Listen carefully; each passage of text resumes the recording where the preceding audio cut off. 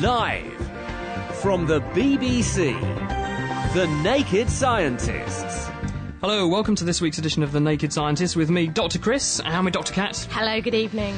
Tonight, for Valentine's Day, the science of seduction, Cupid's chemistry. We'll be finding out how you can push up your pulling power on the dance floor, because here to join us is pheromone expert and sense of smell expert from the University of Bristol, Peter Brennan. Hello.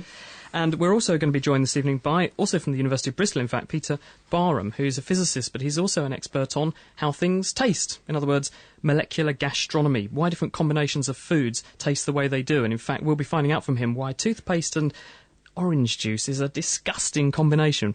Not that you'd actually be advised to eat it, but why is it that when you do have those things, they do taste so disgusting?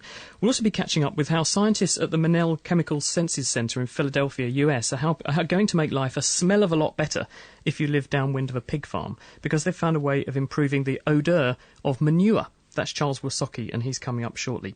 If you want to have a go at our quiz tonight, Science Fact or Science Fiction, we have to give away 20 quid's worth of vouchers from the Wiggly Wigglers. And all you have to do is give us a call, 08459 25 2000, or email me, chris@nakedscientist.com. And throughout tonight's programme, if you have any questions on anything science, just phone them in right now. And also coming up tonight, we have a little bit of news for you. Chris will be revealing why the price of meteorites is set to skyrocket. And we'll be getting down and dirty on the dance floor and finding out about the science of dancing. Is there a scientific way to make your dancing sexy? And are people genetically bred to be good dancers? I'm intrigued to find out. If you think that there's a genetic link, do you come from a family of dancers? If you've got any questions about science, seduction, sex, drugs, rock and roll, get phoning in 08459 25 2000. And if doing a bit of experimentation is your bag, then what you need to grab tonight is some corn flour and some water. We'll be joining Derek and Dave, our kitchen science posse, at Billericay School in Essex, just coming up in the next 5 minutes or so. If you want to give us a call, 08459 25 2000, anything science, but with a bent towards Valentine's Day, because of course it is coming up on Tuesday. The Naked Scientist Podcast, brought to you by thenakedscientist.com. Now, the latest fashion must-have, it appears, is a meteorite, because it looks like worldwide prices for meteorites have gone straight through the roof, and they're actually commanding a higher cost than the equivalent weight of gold. In fact, 500 times the weight of gold. So you could buy a meteorite-sized lump of gold for 500 times less than some meteorites. Not all meteorites, so if you have got a meteorite in your collection, don't go rushing out trying to flog it now, because it's only certain meteorites that are that valuable. In particular, it's the ones which come from Mars. We were hearing just a couple of weeks ago how when something slams into the surface of Mars, sometimes it ejects bits of Martian rock which go out into space, they loiter there for a few million years, and then they get hoovered up by Earth's gravity. And in fact, one particular meteorite which was found in Antarctica was the one which we thought we'd found fossils of bacteria in. No one really knows about that yet, but that one landed here, and that one's very, very valuable. So if you do have a meteorite in your collection, then perhaps might be worth taking it off to get it looked at. But the problem is that the price has now become so high that scientists are getting priced out of the market, because meteorites are very valuable. They can tell us a lot about where our own planet came from, how our solar system formed, and a lot about other planets, if we've got bits of other planets loitering here on Earth. The problem is that with them commanding such a high price, you just can't get them, because people are putting them on their bookshelves rather than in scientific laboratories. So there's a group led by Dante Loretta at the University of Arizona. What they've done is to form something called the Southwest Meteorite Center. And the aim of the game here is that they've got a war chest of $200,000, and they're going to be trying to buy up as many meteorites as they can over time in order to preserve important specimens and then keep them in particularly good, pristine conditions for a long time so that they can make them available to scientists when they need them. So that's the Dante Loretta University of Arizona Southwest Meteorite Center. And they do say, actually, that if you do have a meteorite and you want them to look at it, that in return for a few scrapings for their collection off the side, then they'll give you a breakdown and an analysis of what it is. That gives the whole new meaning to getting a rock on Valentine's Day, doesn't it? We've had lots of emails in from people all over the world who are listening to the show on podcasts. So hello to all the listeners everywhere who get this show from www.nakedscientist.com. And we've just had an email in that says it's from Steve Swope, who is Professor of Biology at Williams College in America. And he says, "Hi, Chris and the gang. Thanks for the show." And he wanted to say how impressed he is with the good manners of our listening audience, particularly the children. And when people say, "Would you like to have a go at the quiz?" the English children, we all say, "Yes, please," instead of in America, where apparently the answer is just whatever. So kudos to all our English kids out there. And if you want to go on our quiz, or if you want to ask us any questions tonight, get calling in yourselves, 08459 25 2000, and the first kid to say whatever gets cut off. I've got an email here from Kane, actually, who says, hi, Chris, I'm in New Zealand. Just in case you didn't know where that is, it's actually beside Australia. Thanks, Kane. I'd always wondered. I've only been there once. Anyway, he says, I've been downloading your podcast, and I have to admit, I absolutely love your show. What a pity it's only on once a week. And not far from Kane, in the country next door, Australia, Simon Bender's in Sydney, in Oz, and he says, wonderful, just discovered your website via The Science Show in Australia on the ABC. A feast to be enjoyed and on. I download your MP3s. Well, thank you very much to those guys. If you'd like to tell us where you're listening to The Naked Scientist, our phone number, 08459 25 2000. If you are calling internationally, it's 441223.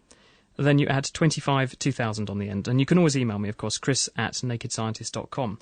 Now, we are talking tonight about the science of seduction and how better to go and pull someone than on the dance floor.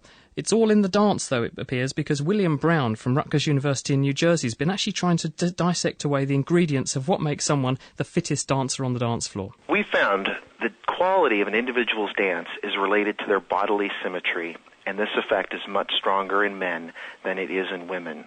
How did you actually make these measurements? What did you do? Well, we use digital calipers, which is quite standard in terms of measuring very small deviations from perfect symmetry in bilateral traits like our ears, our ankles, and our knees. We did this twice over 2 periods of time, 1996 and 2002, and this is to control for any type of error, measurement error, or compensatory growth, changes in symmetry over time. So we selected individuals that were symmetrical at both time periods, and then also individuals that were asymmetrical across both time periods. Then we brought them into the laboratory in Jamaica and had them dance to a very popular song in their culture in Jamaica. Disco lights added? We didn't have the disco lights, but what we did have was 8 motion capture cameras, high-speed cameras, that emitted infrared beams to 41 reflectors on each dancer's body. So this is you can then map out exactly what moves they're making? We can mathematically map out all the movements that they were making, and we can capture the movement and separate it from the actual person. And the reason that we wanted to do that, one problem, if we have this hypothesis that your mate quality or your symmetry is related to your dance quality, how do we assess dance quality? Which can be challenging because maybe people's assessments of dance quality could be biased by how you look. Yeah, what jewellery you've got on. What jewelry you got on. Or sunglasses, other bling. Your facial attractiveness, your bling, whatever it may be. So by using motion capture high-speed cameras, we could separate that from the dancer and through computers put that onto an actual standardized animated figure, a cartoon figure, so to speak, and present those figures to a group of perceivers. And the people you asked to judge and give sort of marks out of 10, they're a mixture of men and women? These are a mixture of men and women from the same population in Jamaica. What was the finding? The first finding was that they preferred the dances by symmetrical males more so than asymmetrical males. And where are you going to go next with this? Are you going to test different types of music, do you think? We'd like to test different types of music and perhaps different cultures to see how much we can generalize this effect. But one of the other things we'd like to do is to see exactly what specific movements are associated with symmetry. And since we've mathematically captured the movements in motion capture, we can analyze specific, for example, trunk movements is something that I'm analyzing right now. We also want to do follow-up studies over time to see whether or not danceability in any way correlates with reproductive fitness or success. It'd also be quite interesting to try and teach the ingredients, if you can dissect them out, of a good dance to someone who starts off as a really poor dancer. Well, yes, it would. And to be honest, when I do actually look at the mathematical movements of the dances in Jamaica, I do spend some time trying to imitate them and see whether or not I can actually improve my own dance ability. I must admit, though, especially the trunk movements are very difficult to imitate. Cooking up the ingredients of a good dance, William Brown from Rutgers University in New Jersey. Well, I reckon if he's trying to imitate those dancers, he's just on a loser, because scientists at the Hebrew University have found that dancers are actually genetically different, and your ability to dance might be in your genes. So Professor Richard Epstein and his researchers, they've actually been studying certain genes in dancers and comparing them to people who don't dance so well, you know, your 2 left-footers out there. Because previously people have found that musicians, athletes, these kind of people have genetic differences. And they found that these 2 two genes called, one's the serotonin transporter and one's arginine vasopressin receptor 1A. They're involved in the brain and in sort of spiritual experience in the brain. And they find that people who are good at dancing have variations in these genes. And this correlates with their people's ability to dance. And so they've identified a type who is the dancing type, and these people have a heightened sense of communication. Often they have a spiritual, a symbolic and ceremonial nature. Sure, that's not just the ecstasy they've taken Well, beforehand. maybe not. And a very sort of strong spiritual personality. So do you know any dancers, and are they like that? I think this is absolutely fascinating, because there are people with two left feet out there. I've just started dance classes, and no connection there. The men out there, they shouldn't be allowed out, I don't think. At least without steel shin pads for me. Are you a good dancer then? I'm a brilliant dancer because I'm obviously a very communicative person. You're listening to The Naked Scientist, Dr. Chris and Dr. Kat. We're here live on BBC Local Radio around the Eastern Counties, taking your science questions on anything to do with science, technology and medicine tonight between now and 7 o'clock. If you have a question for us, 08459 25 2000 is our phone number, or you can email me, chris@nakedscientist.com. Now, of course, if you do want to send us in a question, we are talking tonight about the science of seduction. We're talking about Cupid's chemistry. It's Valentine's Day this week. Why are we attracted to each other? And why is it that when two women live together, very often their periods end up in synchrony? How is that achieved? What's the chemistry behind it? We'll also be finding out why certain combinations of foods taste nice together and others don't. We'll be talking to Peter Barham from Bristol University about that very, very shortly. But if you're in an experimental mood this evening, then let's join Derek and Dave, who are in Billericay in Essex, finding out the basis to the observations of corn flour and water. Why does it thicken your gravy? Hello there and welcome to Billericay School, and Dave and I have come here to do some more kitchen science and to give you some explanations of stuff that you might have seen before. So tell us more, Dave. What is it we're doing today? We're going to be looking at how corn flour and cold water actually works. OK, so this is probably something you might have seen at home, mixing corn flour and water, and yet we're going to be trying to explain exactly how that works, what's really happening there. With us as well are two Year 13 students from Billericay School. Could you guys just introduce yourselves quickly? I'm Michael. I'm Chris. Excellent, thank you very much. And so you guys do science, presumably. Can I just find out what kind of scientists you are? I've done physics, biology and chemistry. Oh, they're hardcore. OK, and yourself? Just biology and chemistry. OK, well, that's still very impressive, so I'm sure you've got some ideas about what's going on here. Now, firstly, before we actually came to Billericay School here, we got Chris and Michael to make up a mixture of a load of corn flour and water, and it's here in front of us in a plastic basin. And so I'd like to ask you guys, actually, you do seem to be kind of experts, didn't have much trouble making this up. So, Michael, firstly, how did you do it? Well, you get some corn flour in a suitable basin, and then you add tap water until it becomes a nice slime, and it will drip through your fingers, and, yeah, it's just a nice, solid consistency. OK, and so what are the kind of strange properties, then, Chris, about this stuff? I mean, what's weird about it? Well, we found if you leave it alone and don't, mould it in your hands, it's a liquid, but as soon as you apply any pressure to it, it turns into a solid. Excellent. OK, and this is probably something you might well have seen at home. It's this kind of strange stuff that if you just let it flow through your fingers, then, yeah, it does just kind of drip through your fingers. But apply force and it does stay as a solid. So, guys, have you got any ideas why this happens? Michael, firstly. Well, if it's a slow force, the molecules have a chance to slide over each other and it changes shape. However, if the force is all at once, then the molecules just can't fit past each other and it won't move. It will stay like it is. It might crack, but that's about it. OK, and what about yourself, Chris? Does that sound good? Yeah, pretty much. If there's no, strong impact, the molecules can just, slip and slide over each other and it becomes like a liquid consistency. But as soon as you, hit it and provide a big impact, those molecules just can't do that. They just stay in the same place. Excellent. Well, let's chat about that then. Dave's here, of course, to kind of give us a bit of an explanation. I think that sounds quite reasonable, but what do you say, Dave? It's pretty close to what's happening. Yeah, corn flour's great stuff. It's actually called a shear thickening liquid.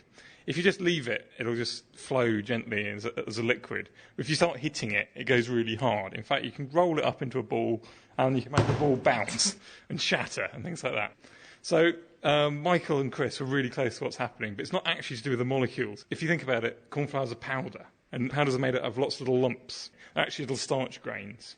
And here I have a picture which an old girlfriend of mine took a few years ago. Lovely, and we're going to explain this in full detail as well, not the girlfriend, the picture. So then, this picture, Michael, could you just give us a quick description? What does it look like, the picture? It is corn flour under a microscope with lots of starch grains packed closely together. Yeah, what's kind of the scale on this? How big is a starch grain, Dave? It's less than 1,000th of a millimetre across. And so what does this picture tell us then? We've got basically a lot of these starch grains, yeah, as Michael said, packed pretty closely together, but what can we tell? Basically, there are lots of irregular shaped grains, okay? And normally they're surrounded by water, and this water will lubricate them.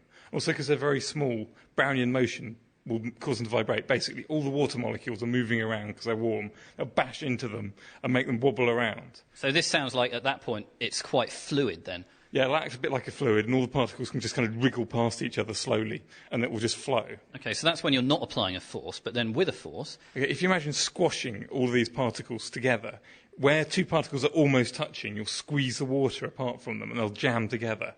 So instead of having gaps with lubricant in between, now all of these particles will jam together, and it will go solid. And so when you hit it, it goes hard. OK, so I guess you guys are on the right track, but I guess we're talking more about the particles having that sort of effect than the real molecules. So does that make sense, Chris? Yeah, definitely. So is that like the same effect when you run over wet sand, it like solid, but if you stand still, you kind of sink into it? Okay, wet sand almost sort of works the other way round. Because the particles are really big, they're heavy, so just their own weight will squash all the water from between them and jam them together. In cornflour, all the particles are wriggling around just because it's warm, and they're quite light, so their own weight won't squeeze the water out. So sand, when it's standing there, is just like cornflour when you're squeezing it. But if you shake the sand, it's like the cornflour when it's just standing still, and the sand will start to flow, and the sand will actually fluidise, which is why if you stand on a beach and bounce up and down on your feet, you can sink into sand. It's also a great big problem in earthquakes, because if you've got a load of wet soil and sandy stuff, and there's a big earthquake, it all gets shaken, and the whole thing turns into a fluid. And there have been great big office blocks which have just sank into this fluid and fallen over. So does that mean then the key difference really between sand and water and cornflour and water is just that the weight of the particles, essentially sand particles, are heavier and just behave differently? Yeah, the sand particles are so much heavier that they behave entirely differently.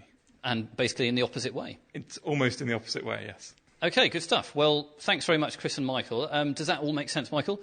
Sounds great to me. Yeah. OK, good. And yourself, Chris? Yep, definitely. OK, well, we're delighted then to have you help us make up the cornflour and so on, and hopefully you'll be doing some more of that soon. Although the amount of cornflour that we had here, I'm not sure you'll have that at home, but maybe we'll let them take away a sackful or something. How about it? Yeah, they can have what they've made here. Yeah. We have large quantities, so anyone want any, come see us. Great. OK, that's all from the Billericay School, so back to the studio, and we'll see you next time. Bye-bye. Thank you very much, Derek and Dave, who are there in Billericay finding out about the science of cornflour. Very much coming on the way. We have Dave in Suffolk who wants to know about microwaves and metal. We'll be going to him shortly. If you have a question for us on tonight's programme, The Naked Scientist, Dr. Chris, that's me, and Dr. Kat, we're here with you until 7, 08459 25 2000, or you can email me, chris@nakedscientist.com. The Naked Scientists, supported by the Wellcome Trust. Dave, good evening. Good evening. Thank you for joining us on The Naked Scientist. What would you like to know about? Well, first of all, can I just tell you how annoyed you've made me? Oh, no. Yeah, my meteorite, what I found when I was a kid. Oh, tell us about that first. Well, that weighed about a quarter of a pound. Yeah. Which is quite heavy compared to what you just said about the value of them. Yeah. And my geography teacher nicked off me. That I'm going to track him down. What a swine. I'm going to track him down. He obviously knew what he was up to, didn't he? Well, yeah, I'm going to track him down. Do you know... I can describe it down to every detail. How do you know it was a meteorite? It was all brown on the outside, and it had actually cracked when it obviously hit something, when it hit the earth. I don't know, it must have hit something hard. I don't know what it done. I found it in the field, and the inside was like a tiny little circle in the middle.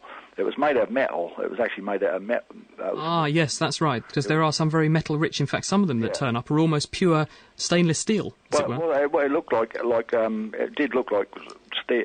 Look like steel. It was really heavy, and it had a tiny little like round centre, and it had all lines going up like I can't explain it. Round to the edges, like yes, it's the heating effect. You know, like an eye. Where did you find it, Dave? In a field near Felixstowe. Fantastic. Yeah, it's not fantastic.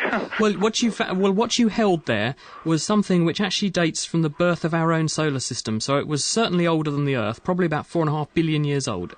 At a rough estimate. Do you reckon I can claim it back so I can describe it down to the... Oh, well, you can try, but I'd go and get that geography teacher and say, I want my meteorite back. Yeah, well... Now, what was your other question? Probably dead. Well, you'd like him dead anyway, wouldn't you? What was your question, Dave? Microwaves. I can't understand why, when you put something metal in a microwave, you get a firework display or whatever. Right. And yet the inside of the microwave is made out of metal. Sure.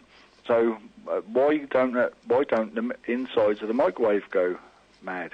Okay, well, microwaves are essentially the same as radio waves, or in fact light waves. They're a form of light, the same stuff that comes to Earth from the sun, and they establish what's called a standing wave. Now, in other words, if you wiggle a piece of rope, which is fixed at one end and in your hand at the other end, you'll see it forms a sort of a loop, a sort of sine wave, doesn't it? And if you wiggle it fast enough, you get an almost static picture on the rope of a wiggly wave. Do you know what I'm talking about? Yeah, I do, yeah. Right.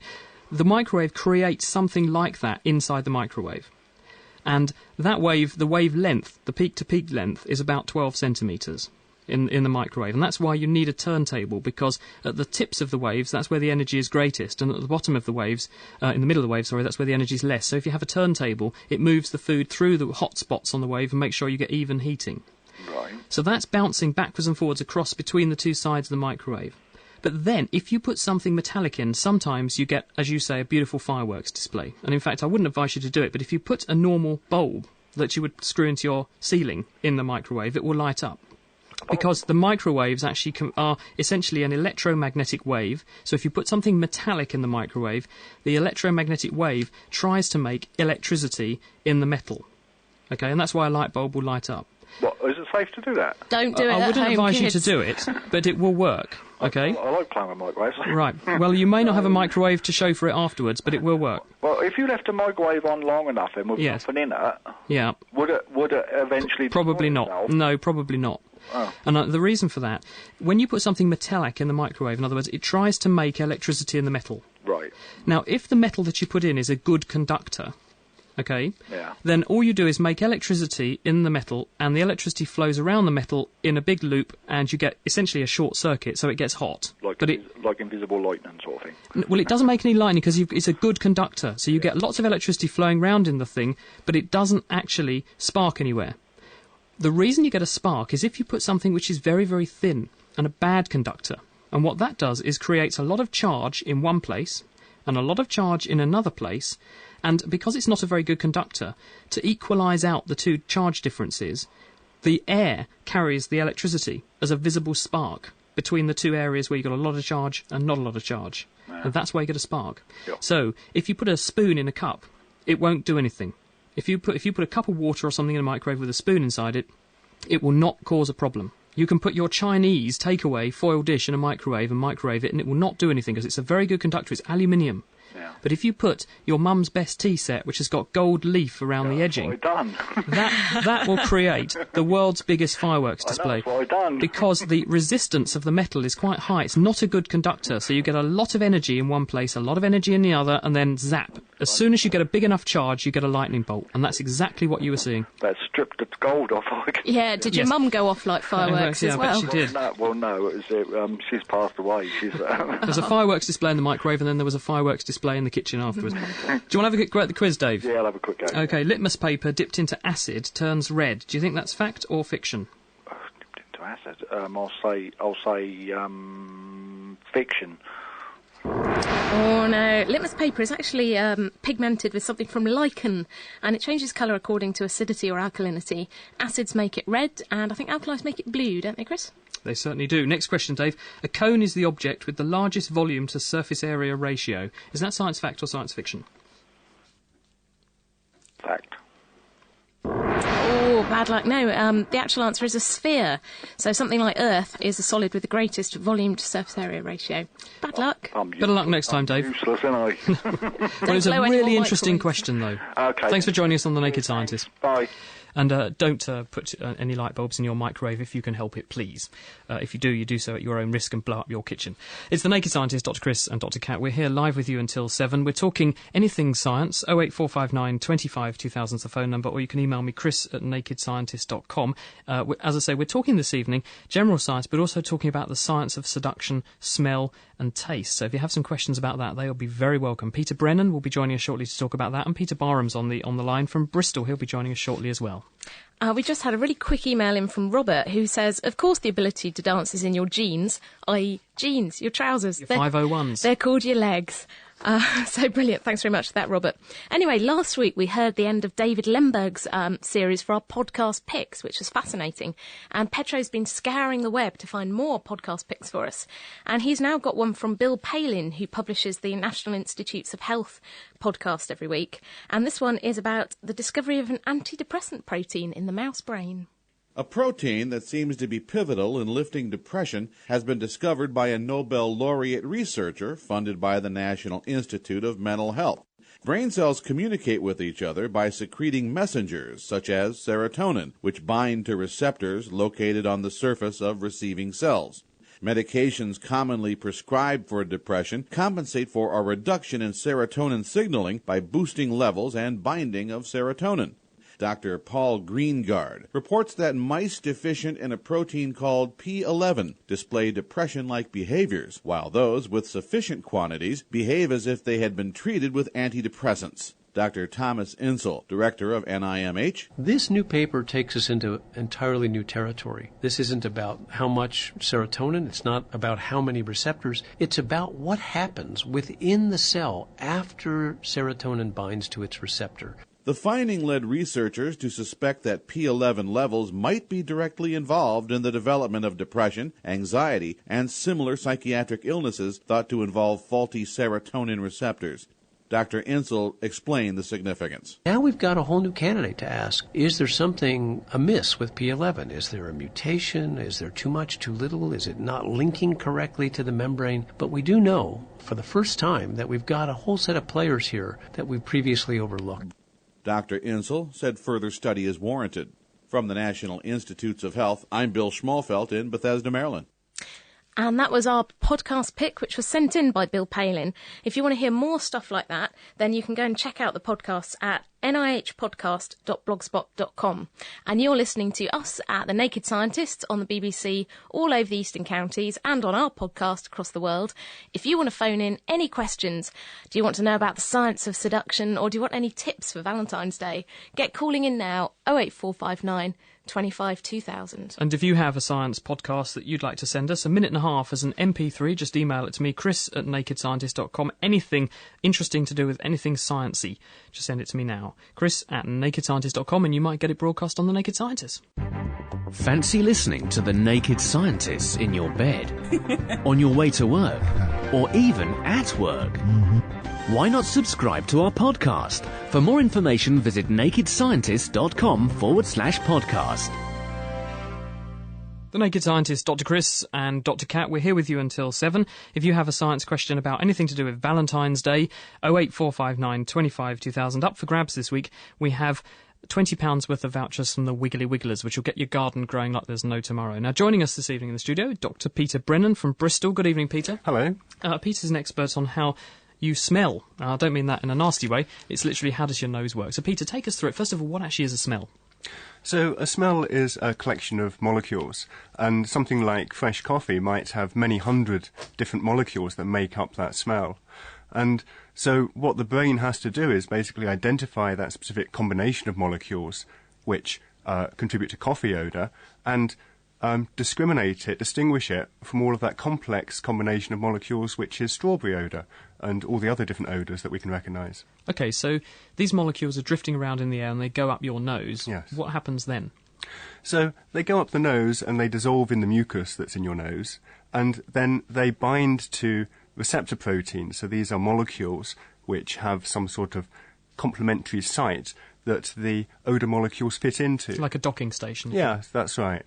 And so what happens then is they activate that cell in the nose, which then depolarises, it changes its electrical potential, and that signal is then sent down a long process of the cell to the brain, and where it triggers changes in other cells in the brain. So, do you have a different receptor up your nose for every different sort of smell molecule? I mean, are some people missing certain smells? That's a really good question. There are lots of these different receptors. Humans have about 350 different types of functional receptor. But that doesn't mean that humans can only smell 350 different types of molecule, because these molecules will all bind, the receptors will all bind to a range of different molecules. And so what the brain has to do is to look across the whole population of these receptors and identify the pattern I of guess it's a cellular bit like activity. light, isn't it? Because the screen in front of me shows a range of colours, but it's actually making those colours from 3, red, green and blue. But I'm not restricted to just seeing red, green or blue. Depending on how much of each of those is present, I see a different colour. That's right, yes. If the brain was to look at the signal from any one receptor type, it wouldn't know which of 5 or 6 molecules was out there. But by looking across a whole population of these receptors, then it can pick up this pattern. How do humans compare in the grand scheme of smellers in the world? I mean, we all hear about dogs' amazing ability. Where are we on the scale? Quite poor, really. There are animals that really don't have a sense of smell, like whales, for instance, have lost their sense of smell.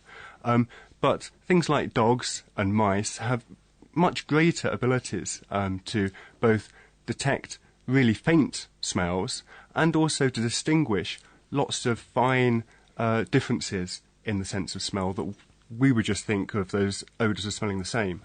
And can you get humans that are super smellers? Do you get people who have very special smelling ability? That's a good question. People who maybe have lost the use of other senses, it's well known that other senses, such as if someone's blind, maybe their hearing can be particularly acute, and maybe their sense of smell can be particularly acute.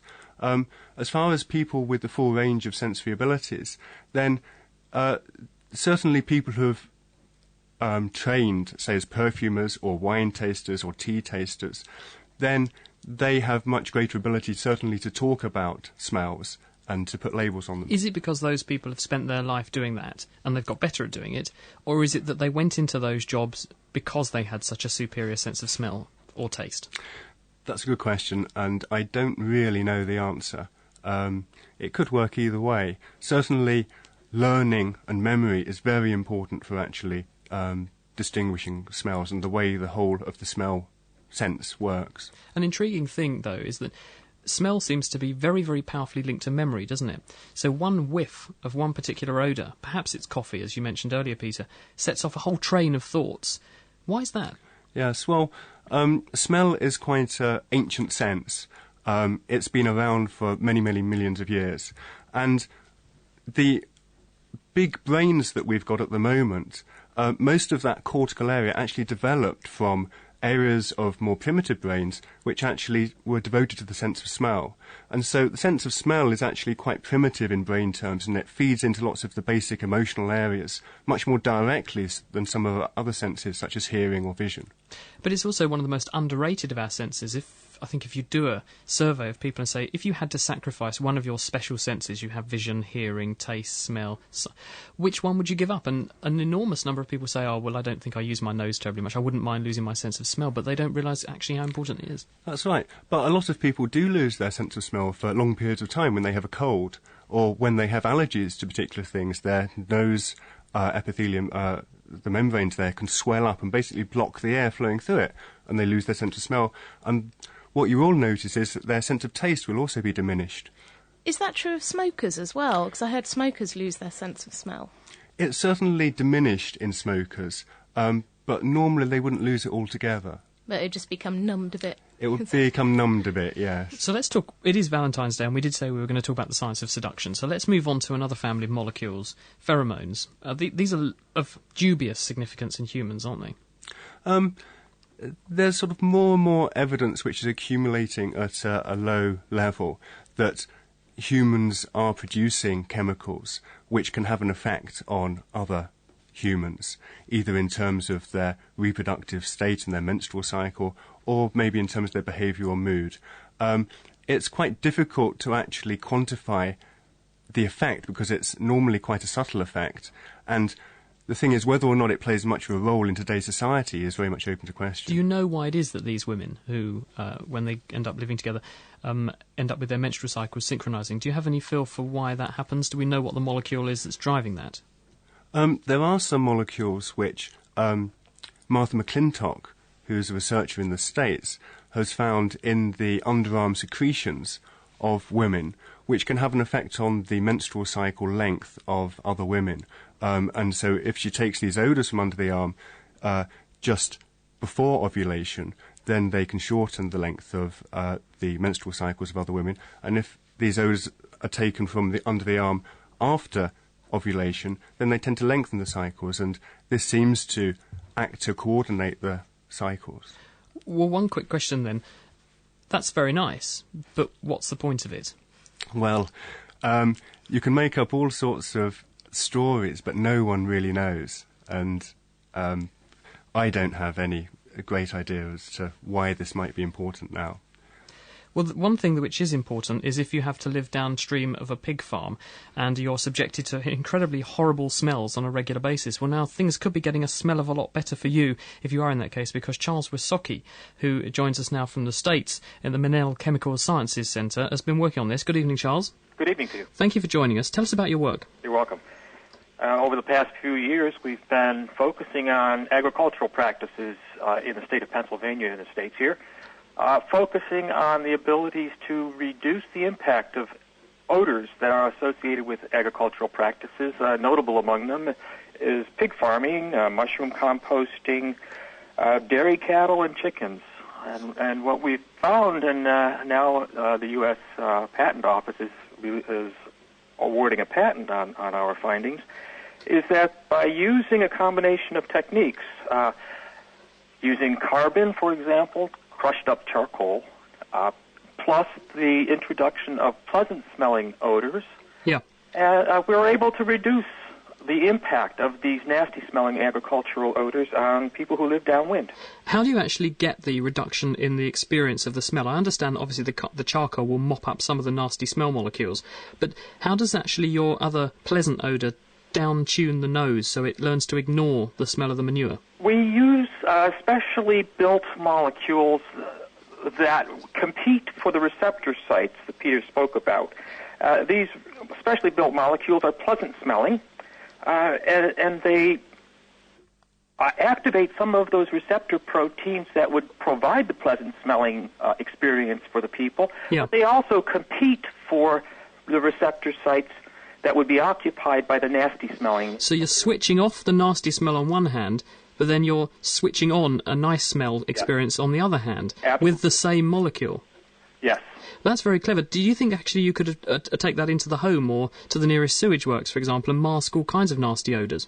We actually started this many, many years ago looking at underarm odor. Right, very good, yeah. That proved to be successful there. We have attempted it with home air fresheners, and it seems to be working as well there. Unfortunately, we need to know exactly what the nasty-smelling odors are, so it takes a lot of analytical chemistry. Yes, how do you home in on what they are?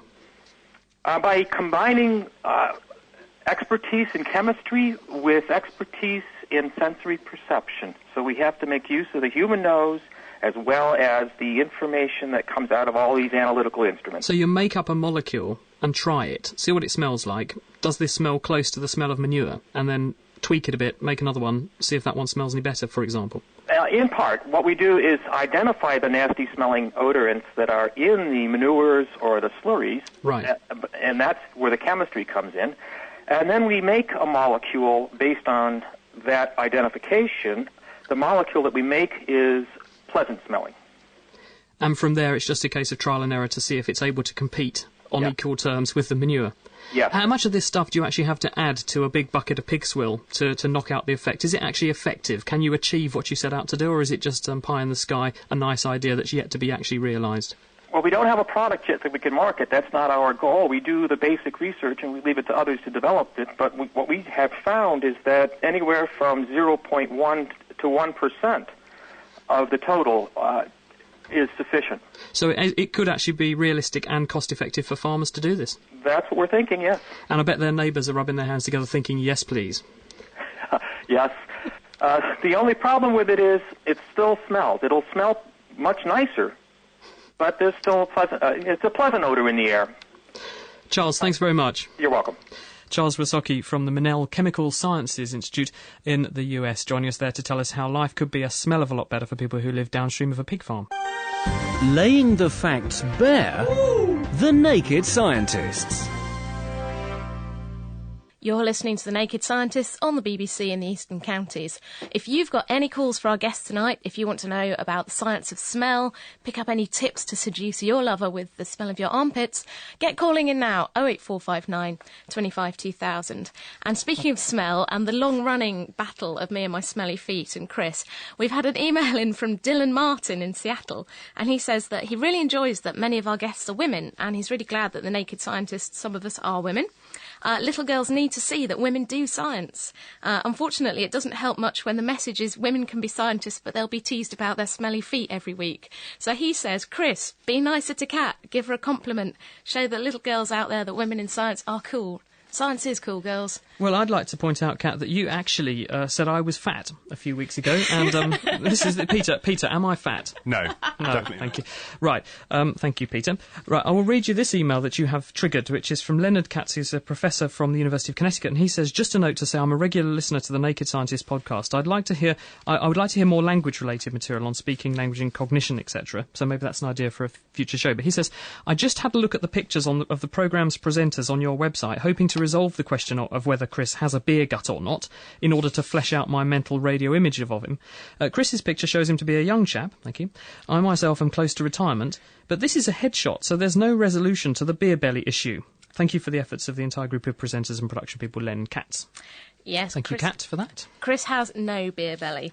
Anyway, talking about smells, Valentine's Day, seduction, we're going to go and chat to Pete Barham at the University of Bristol, who's going to tell us all about molecular gastronomy. So, Pete, what is the best thing to serve for dinner on Valentine's Day? Goodness me, that's a terribly difficult question. The best thing to serve for dinner on Valentine's Day is whatever your partner likes the most. Aha, I think. What would make it taste good? What makes things taste good to people? It's largely a matter of individual experiences. We all have these senses in our noses and our mouths that tell us what we like. And as you've already noted, flavour and taste is so strongly related to memory. So things we like tend to be things which are associated with really good memories. So something that happened in our childhood that we really liked or enjoyed will tend to give us something that we like the more. It's not always as simple as that, but that's a basic idea, I think. Let's just get into the nuts and bolts of actually how taste works, if that's okay, Pete. First of all, when I put something in my mouth, what's actually happening at a neurological level for me to be able to taste it? Oh dear, that's a question no one knows the answer to. The first problem is that we all think that taste... Well, where do you think you taste something? In your mouth, most people. Most people believe that taste is all down to the tongue, but that's not true, is it? Exactly, not at all. I mean, our tongue can detect basically 5 different sensations: salt, sour, sweet, bitter, and of course umami, which most people don't know what it is.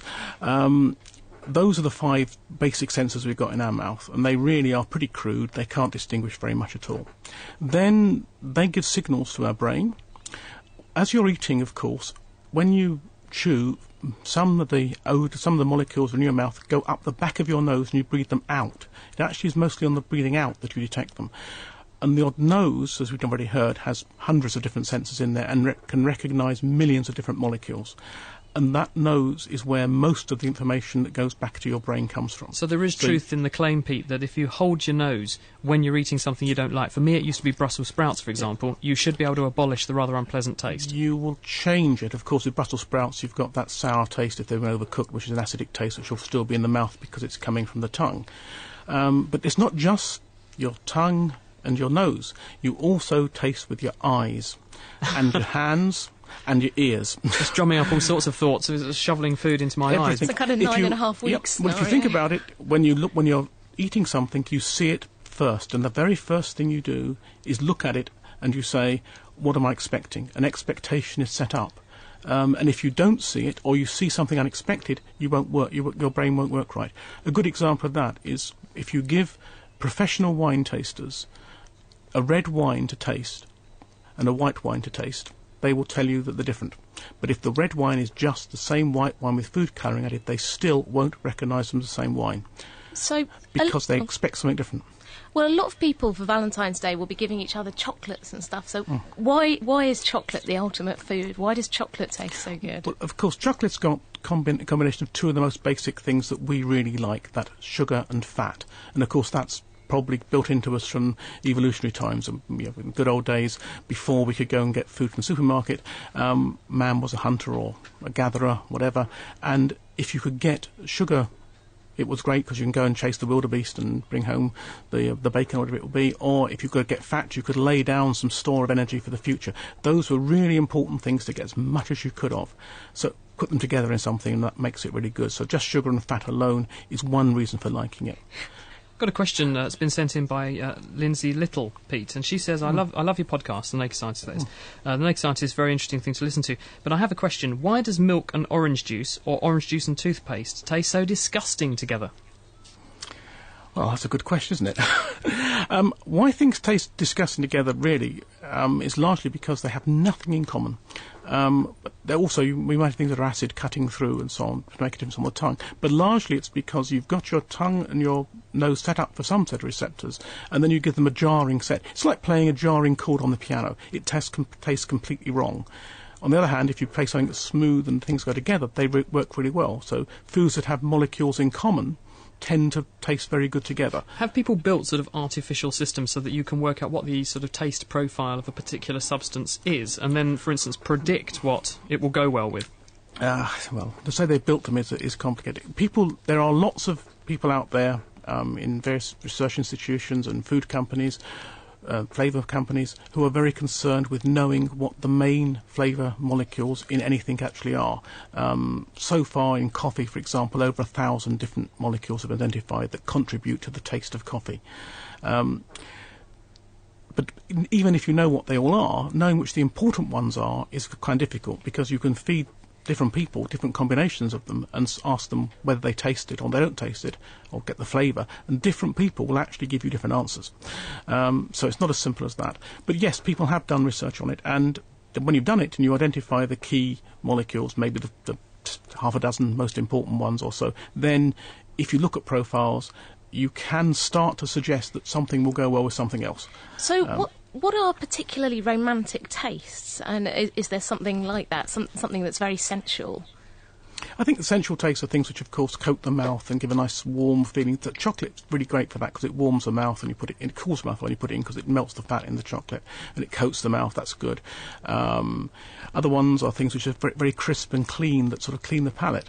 Things Champagne? like caviar. Champagne, excellent, yes. I mean, all these sort of things which people tend to like as being very special foods. And also, if they're expensive and unusual, they are better because you think you're being treated to something rather important. Do you think there's a day coming when we might be able to go to the supermarket and someone will say you could mix this with this because the taste profile of that looks like it'll map onto the taste profile of that, and you can get a really bizarre combo, but it tastes absolutely great? I mean, this is the basis of molecular gastronomy, isn't it?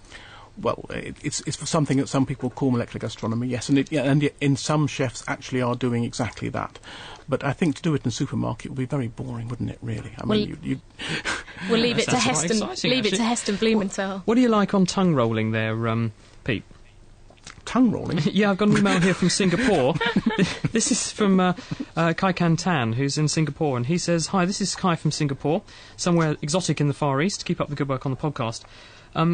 Says here, secondary school students take biology, and they know in their courses that the allele, the gene, for tongue rolling is dominant, as claimed by many textbooks. However, in a recent project which required me to construct a family pedigree, I found this was not the case. Both my parents could not roll their tongues, but my brother and I could. This gene appears to be recessive in my family, as my youngest brother could not roll his tongue as well, and I come from a family of 5. My teacher couldn't provide me with an answer, so I wondered if you could. Since you're an expert on taste and tongues and things, I thought you might be able to help us out with this one. That's not a chance at all of helping on that, I'm afraid. I have no idea how to answer that one. Maybe they should find out if the milkman can roll his tongue. Peter, thanks very much for joining us. Stay on the line just in case we have any questions for you. OK. You are listening to The Naked Scientist, Dr. Chris and Dr. Kat. We're live on BBC Local Radio right around the Eastern Counties. We're talking the science of smell, taste and Cupid's chemistry this evening, because it is Valentine's Day this week, and if you have a question for us, 08459 25 2000, or you can email me, chris@nakedscientist.com. We have here in the studio with us Peter Brennan, who's an expert on how the nose works and how smell works and that kind of thing, and he's quite happy to take your questions too. As I say, 08459 25 2000, and up for grabs we have 20 quid's worth of Wiggly Wigglers vouchers if you'd like to have a go at our competition, Science Fact or Science Fiction. Stripping down science. Okay, let's do it. The Naked Scientists.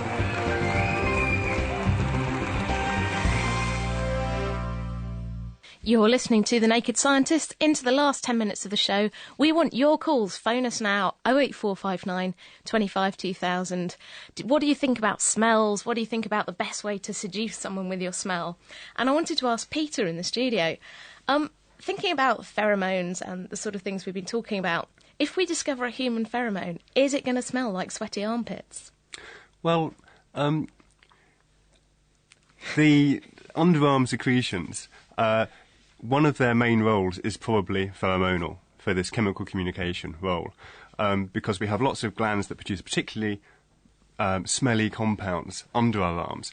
All of these hairs under our arms are actually acting as wicks, sort of drawing them out, releasing them into the air, large surface area and all that. And so it might well smell like horrible, sweaty underarm, which I guess some people might find attractive. Maybe if they don't have a sense of smell, they might.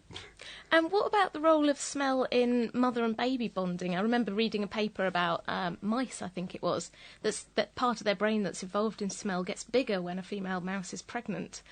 Is that the same case in humans? I don't know about the brain getting bigger, but certainly smell does play a role.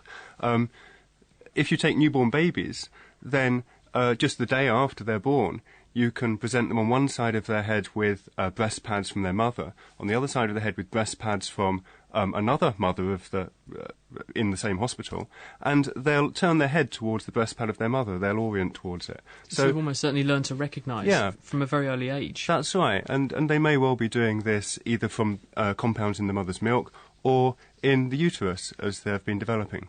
Got a question here from Stefan, who's in Chicago, for you, Peter. He said, no, it sounds a bit crude. We're wondering how come farts seem to smell a bit worse and linger longer when we're in the shower? I have no idea. I guess that it's something to do with the enclosed environment within a shower. There's less sort of airflow to disperse the odour, etc., etc. But whatever happens, you will adapt and get used to the odour, habituate to it. The olfactory system is very good at that. How does that actually work? Because that was actually going to be my springboard, and you walked beautifully into it, so to speak, because that actually happens with that kind of smell as well, doesn't it? But how does the nose get used to smells? Because that is a characteristic of the way of the nervous system and the way it works, isn't it? And it's particularly important for the sense of smell because there are molecules in the air all around us given off by the carpets, the furniture, the walls, other people, and yet we have to get used to them to then be able to respond to new odours that come in from the cup of coffee or the strawberries or whatever. And it's actually at some connections between the nerve cells in our brain, between the first and second stages of processing, which actually get reduced in their efficiency, and therefore they don't transmit the signal as efficiently after they've been stimulated for a certain amount of time. I've got a quick question from Elaine, Peter. She actually is in the States, and she says, I'm wondering if you can tell me whether you think my male dog might be sensitive to my menstrual cycle and when I'm ovulating. I've bought a puppy, and he got very irritable when I was at a certain stage of my cycle, and when I was ovulating, he kept biting me. Now I'm over my period. He's calmed down a lot. Do you think that this might be related? I think that's highly likely. Dogs have a fantastic sense of smell. They've got an enormous amount of surface area of their nose that's taken up with these cells that respond to smells. And that's why dogs are used for tracking people's odours, for finding explosives at airports, and for hunting out victims of avalanches, which they can sniff out under the snow. And so the changes in the odour of someone, which will happen because of the hormonal changes during the menstrual cycle, the dogs will be much more sensitive to those than humans will. Trevor's in Essex. Good evening, Trevor. Good evening. Thank you for joining us. You're live on The Naked Scientist. What would you like to know? It was regarding the fifth taste that your chap mentioned regarding those that your tongue can distinguish. Ah, the taste, yeah. Umami. Yeah. What would you like to know about it? It was the fifth one that he said that most people wouldn't be aware of, actually. It's everybody knows the four. Yeah. The fifth one I was curious about. He mentioned, I can't exactly remember that. He's referring to umami. Pete? Yes, hello. Tell us about umami. Well, umami has been known for a very long time in the East, and that's why it's called umami, because the Japanese recognise it. It's only in the last 15 or 20 years that it's really been recognised in the West as well. Umami is the sense that is triggered by monosodium glutamate. I'm sure you all know what that is. It's the stuff that's in the soy sauce. Chinese restaurants. Chinese restaurants, yeah. Yeah. But most people don't realise what it really is. It's actually very common. It's in tomato puree, and it's in Parmesan cheese. And it imparts a kind of meaty flavour, a full-bodied flavour to things. It coats the mouth, really, yeah. Does that help you out, Trevor? It does, thanks. Do you want to have a quick go at the quiz? Sure. An otoscope is an instrument used by doctors for looking into your throat. Is that science fact or science fiction? Oh, sounds like a fact. No, an otoscope is actually used to look into your ears to see your eardrums, not down your throat. Next question, Trevor. A baby born breech is coming out feet first. Is that science fact or science fiction? Feet first, fiction. No, breech babies do come out feet first as opposed to the normal head first way, so bad luck. Not yet to score, Trevor. But thanks for a good question anyway. Good to have you on the programme. Thanks a lot. Bye-bye. We've got about 3 minutes left of The Naked Scientist here on local radio around the eastern counties. If you want to give us a call, 08459 25 2000. Dr. Chris and Dr. Kat here with you, joined in the studio by Peter Brenham.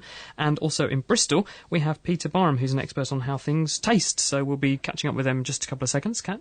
We've had an email right in here from Steve in Harwich, and he's emailed us at chris@nakedscientist.com. He says, I'm sending this email to ask, when someone meets someone else, is there a special hidden smell that couples have between them? And so if you were then to split up and met someone else, that new couple, you would have that same kind of chemistry. So that's how you know that a person is for you, because you've got matching chemistry. Peter, is there any basis to this? There's possibly a bit of basis to it, yes. There has been some evidence from quite special populations of Hutterites, they're called, in the United States, that the family trees aren't decided by a sort of random assortment of pairings, that they are actually biased by genetic identity, and this could actually be due to the sense of smell. I've got a quick email here from Marlena. Marlena von Casimir, it says, Peter, and she says, I'm a new listener from Toronto, Ontario, Canada. I have a question for you. Why do we get cravings for certain foods, especially when, why are there certain foods we'd not normally like to eat? My friend's pregnant, and she now wants to eat the strangest of things. What do you think? I think that's probably because when you're pregnant, then there's a lot of pressure on trying to get the right sort of nutrients and the right balance of nutrients, and therefore that might have an effect to give you these cravings, so you're getting the right things your body needs. OK, well, we're pretty much out of time for this week. I want to spend the last couple of moments saying very big thank you to the people who've helped us out on tonight's show. From Bristol, Peter Brennan. The other person in Bristol, the other Peter Barham, thank you very much to him. In the studio, Kat Arney, and our wonderful team here at The Naked Scientist, Anna Lacey, we have Holly Barclay and Petro Minch. Thank you all very much for helping us to make tonight's show a big success. Next week, I shall actually be in America at the American Association for the Advancement of Science Festival, and I shall be reporting to you live from there. I'll leave you in the capable hands of Kat, who will be here with Sarah and Mandy to talk about the science of how plants give us the next generation of drugs. Sorting out the sparks from the quarks.